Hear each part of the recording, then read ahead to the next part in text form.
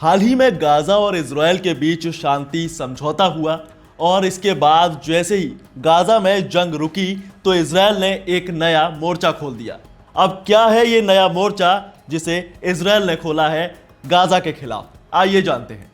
तो नमस्कार, मैं हूं आपके साथ दिव्यांश वर्मा और आप देख रहे हैं वन इंडिया हिंदी।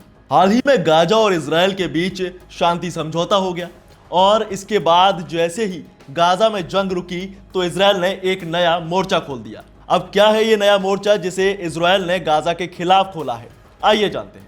तो नमस्कार, मैं हूं आपके साथ दिव्यांश वर्मा और आप देख रहे हैं वन इंडिया हिंदी। देखिए, गाजा में युद्ध विराम तो लग गया, लेकिन इसके 2 ही दिन बाद इजराइल ने एक नया मोर्चा गाजा के खिलाफ खोल दिया है।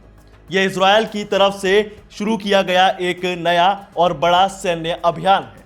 जी हां, इस बार इजराइल के निशाने पर वेस्ट बैंक है। ये वही जगह है जहां इजरायली सेना ने जेनिन कैंप में बड़ी कार्रवाई की है। इस पूरे अभियान में इजरायली सेना ने 10 फिलिस्तीनियों को मार दिया है और 40 से ज्यादा लोग घायल कर दिए।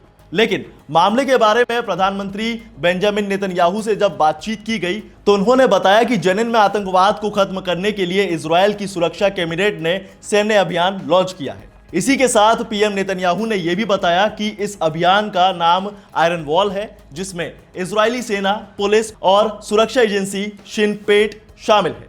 लेकिन अब जब इजराइल ने इस अभियान की शुरुआत कर ही दी है तो हमास चुप कैसे बैठ सकता था। दरअसल हमास ने भी इजराइल के इस मोर्चे का जवाब दिया है।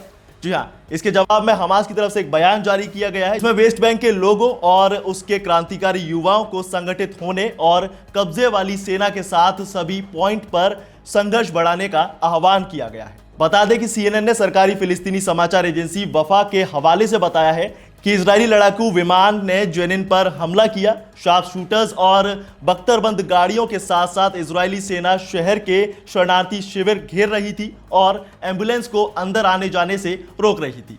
वहां के लोकल पत्रकारों ने कुछ वीडियोस रिकॉर्ड किए हैं जिसमें बड़ी संख्या में बख्तरबंद गाड़ियों को जेनिन में घुसते हुए दिखाया गया है। इसमें कुछ बुलडोजर भी शामिल है।